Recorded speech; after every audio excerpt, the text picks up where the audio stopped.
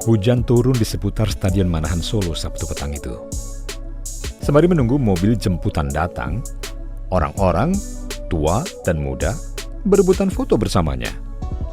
Sejak hadir 2 jam sebelumnya, dia terus berada di tengah kerumunan. Dia diikuti dan diminta foto bareng hingga pulangnya.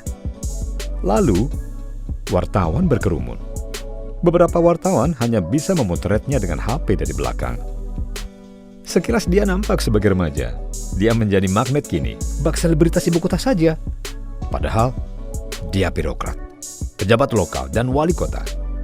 Tapi, histeria massa untuk penyambutannya seperti kepada bintang film atau musisi ternama. Mas Gibran tuh sosok yang low profile, ganteng, berwibawa, gesit supaya bisa menjadi panutan buat warga Solo.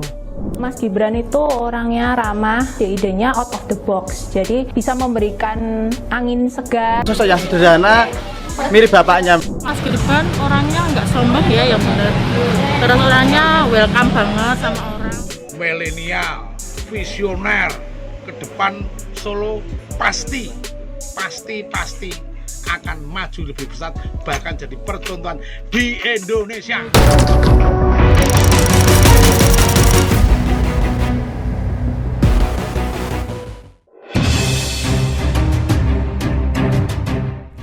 Gibran Rakabuming memang bukan wali kota biasa. Dia anak sulung Presiden Republik Indonesia Joko Widodo. Karenanya, 2-3 pas pampres melekat padanya sesuai protokol. Tapi publik terus mengerumuninya seperti tak peduli. Dia menjadi target untuk foto bareng.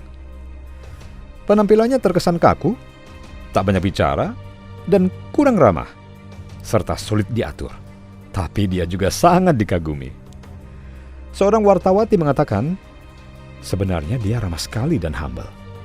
Di rumah dinas wali kota Solo, Loji Gandrung, dia mendatangi meja wartawan kontingen lomba sepak bola antar wartawan satu persatu, sambil menyatakan, "Selamat datang di kota Solo," sembari membungkukkan badannya.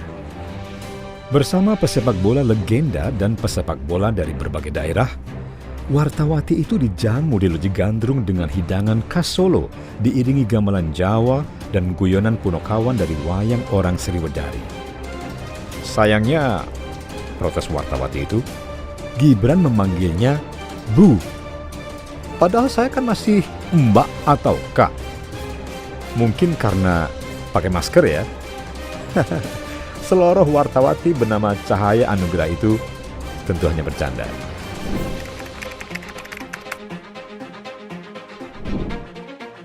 J. Erwiantoro, penggagas dan pelaksana turnamen sepak bola antar wartawan, mengisahkan pertemuannya saat audiensi dengan wali kota muda ini beberapa hari sebelumnya.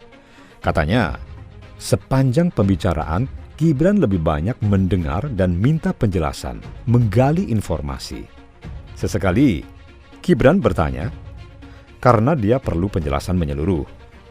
Yang menakjubkan, audiensi yang tadinya hanya dijadwalkan 30 menit, akhirnya molor hingga 2 jam. Keunikan lain, yang mengakhiri pembicaraan tamu yang beraudiensi, bukan protokol ataupun pejabatnya. Sempat ditanyakan, Mas Wali mau pakai kaos nomor berapa? Sebab pejabat penggemar bola pakai nomor favorit. Dia menolak. Gibran malah meminta kasih nomor sama yang lain dulu. Dia belakangan nomor berapa saja mau. Akhirnya panitia memilihkan nomor 7 untuk Gibran. Saat bertemu, kesan bahwa dia arogan tidak terlihat sama sekali. Para wartawan yang rata-rata senior diajak mengobrol, biasa layaknya teman. Bahkan Gibran Rakabuming berinisiatif memindahkan arena turnamen pilihan stadion sebelumnya, yaitu Stadion R Maladi di Sriwedari, ke Stadion Manahan yang berstandar internasional. Masih ditambah, dia menyiapkan penyambutan khusus.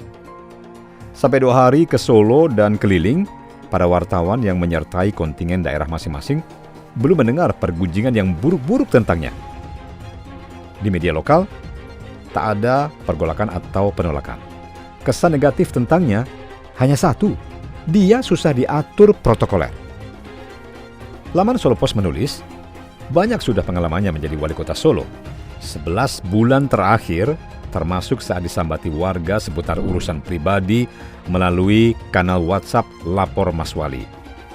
Khususnya, satu bapak dua anak itu mengungkapkan pengalaman melayani warganya yang sedang menjalani isolasi mandiri atau isoman karena COVID-19. Saat varian Delta tinggi-tingginya, banyak sekali yang isoman. Permintaan warga banyak sekali, karena di karantina kan tidak bisa kemana-mana. Salah satunya, Gibran disambati warga isoman yang meminta dikirimi gas LPG untuk keperluan memasak. Gibran dan staf pun sigap mengirimkan logistik yang dibutuhkan. Tak sampai di situ saja, ada beberapa warga yang OOT alias out of topic malah curhat tentang suami atau pacarnya. Gibran mengakui pesan melalui WhatsApp Lapor Mas Wali dari warga memang variatif. Ada komplain, ada memuji, ada permintaan, termasuk cerita soal suami dan pacar. Semua ditampung. Ada juga yang sendirian isoman di rumah, mengeluhkan pembalutnya habis. Akhirnya, semua ditangani, semua dibantu, dicarikan jalan keluarnya. Sejak jadi wali kota Solo, Gibran memang membuka kanal komunikasi selebar-lebarnya bagi masyarakat Solo, baik melalui media sosial, kanal aduan, dan termasuk WhatsApp Lapor Mas Wali. Berbagai keluhan, masukan, komplain dari warga Solo yang masuk ke berbagai platform komunikasi itu lantas dikumpulkan jadi satu untuk memudahkan dibaca. Berbagai masukan itu lantas direspons Gibran sendiri maupun OPD dan pejabat terkait. Seorang pengemudi gokar, Sudarto, yang ditumpangi para jurnalis Jakarta dari Pop Hotel di Jalan Slamet Riyadi ke Stadion Manahan untuk meliput pembukaan pertandingan antar wartawan, memberikan testimoni bahwa Gibran sosok yang disukai anak muda. Dia banyak menampilkan spot untuk anak-anak muda. Seperti bapaknya dulu, hasil kerjanya nyata. Demikian katanya.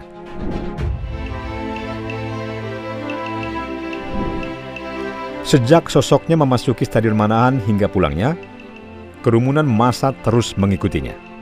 Bahkan orang-orang terus membuntuti hingga di depan kamar ganti. Padahal protokol COVID ketat diterapkan. Pas Pampres mengawalnya, para wartawan dari daerah-daerah khususnya dari Kalimantan dan Jakarta serta kota-kota lain pun ikut memburunya.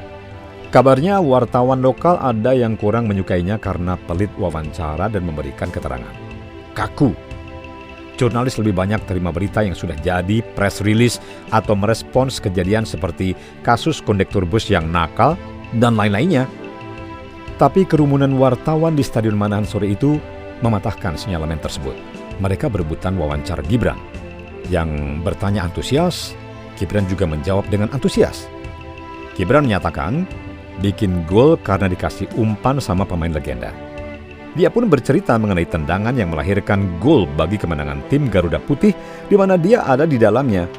Garuda Putih bertanding dengan Garuda Merah dalam pertandingan eksibisi membuka turnamen sepak bola wartawan-wartawan yang diinisiasi Siwo PBI.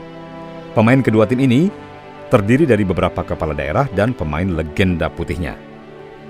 Dengan nomor punggung 7, Gibran di tim Garuda Putih mencetak gol berkat umpan bola dari Kurniawan Dwi Yulianto.